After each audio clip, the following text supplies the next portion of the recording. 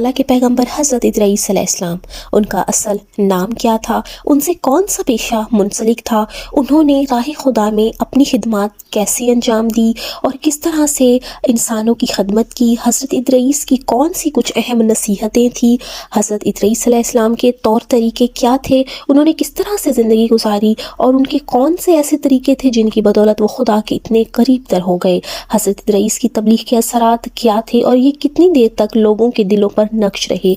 ये तमाम मालूमात आपको इस वीडियो में मिलेंगी। इस वीडियो को एंड तक लाजमी देखें और चैनल को सब्सक्राइब करना ना भूलें। हज़रत इदरीस अलैहिस्सलाम का नाम कुरान पाक में 2 दफ़ा आया है। आप हज़रात की तवज्जो कुछ खसूसियात की तरफ मबसूल करना चाहूँगी। हज़रत इदरीस अलैहिस्सलाम का असल नाम अखनूख है। आपने कूफा के नज़दीक मस्जिद सहला के पास ज़िंदगी गुजारी। वो दर्जी का पेशा करते थे। इन्होंने 300 साल उम्र पाई। आपका सिलसिला नस्ब 5 वस्तों से हज़रत आदम से जा मिलता है। इन पर 30 आसमानी सहीफ़े नाजिल हुए। इनसे कबल लोग अपने बदन को छुपाने के लिए हैवानात के चमड़े से इस्तेफादा करते थे। वो पहले इंसान थे जिन्होंने दर्जी का काम किया, लोगों को लिबास सिलाई करने का तरीका सिखाया। इसके बाद लोग सिलाई शुदा लिबास से फ़ायदा हासिल करने लगे। वो एक बुलंद क़ामत और ताकतवर इंसान थे। वो पहले शख्स हैं जिन्होंने कलम के ज़रिए तहरीर किया। इन्हें इल्म नजूम हिसाब पर दस्तरस हासिल थी और लोगों को भी ये इल्म पढ़ाए, लोगों को आसमानी किताबों की तालीम दी और इन्हें अपनी इंतहाई कीमती नसीहतों से बहरामंद किया। इनका नाम इदरीस इस वजह से रखा गया है क्योंकि वो लोगों को दर्स दिया करते थे।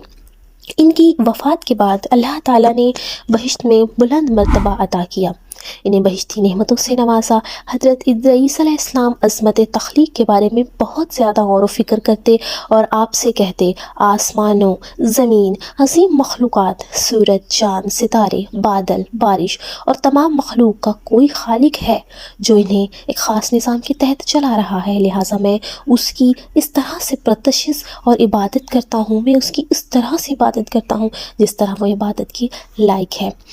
हज़रत इदरीस अलैहिस्सलाम ने अपनी नसीहतें लोगों को करते हुए कहा, ऐ इंसान, गोया मौत तेरी तलाश में आई है। तेरी पेशानी पर पसीना बाहर निकलता है और ये पसीना बहते हुए तेरे होंठ सूख जाते हैं, तेरी ज़ुबान बंद हो जाती है, तेरे मुंह का पानी खुश्क हो जाता, तेरी आँखों की स्याही सफ़ेदी में बदल जाती है, तेरे मुंह से झाग निकल रही होती है, तेरे तमाम बदन पर लरसा तारी होता है। बड़ी मुश्किलात से मौत के साथ तू मौत के साथ लड़ता है। इसके बाद तेरे बदन से रूह निकल जाती है। तू अपने अहले व अयाल के रूबरू एक बदबूदार जिस्म की सूरत में पड़ा होता है और दूसरों के लिए सामान इबरत बना होता है। लिहाजा इन तमाम चीज़ों को अपने सामने रखते हुए अपने आप को नसीहत कर और मौत और इसकी हकीकत से इबरत हासिल कर। वो हर सूरत में तुम्हारी खोज में आएगी। उम्र जितनी भी तौलानी हो, बहुत जल्द मौत के हाथों फना हो जाती है। ऐ इंसान, कान खोल कर ये सुन ले कि मौत इन तमाम मुश्किलात के बावजूद क़यामत के हौलनाक वाक़यात से आसान तर है। ये बात याद रख कि अदल इलाही की कुछ हिसाब किताब और आमाल की सज़ा व जज़ा के लिए तुझे उसकी कचहरी में खड़े होना है। इस कदर सख्त और ताकतवर तरीन इंसान भी इन हालात व वाक़यात को सुनने की ज़रूरत व हिम्मत नहीं रखता।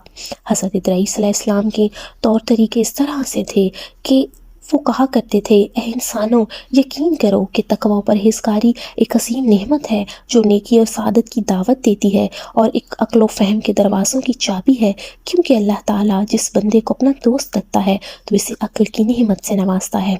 अपने बेशतर औक़ात अल्लाह के साथ राज़ो न्याज़ और इसकी बारगाह में दुआ में गुजारो। अल्लाह की इबादत में मशगूल रहो। इसकी राह में एक दूसरे से यूँ ताउन करो कि अगर खुदावंद क़द्दूस तुम्हारे इस बाहमी ताउन पर नज़र करे तो तुम्हारी दिली मुरादें पूरी करे और जो तुम चाहो वो सब तुम्हें मिल जाए, तुम्हारी तमाम तमन्नाएं पूरी हों।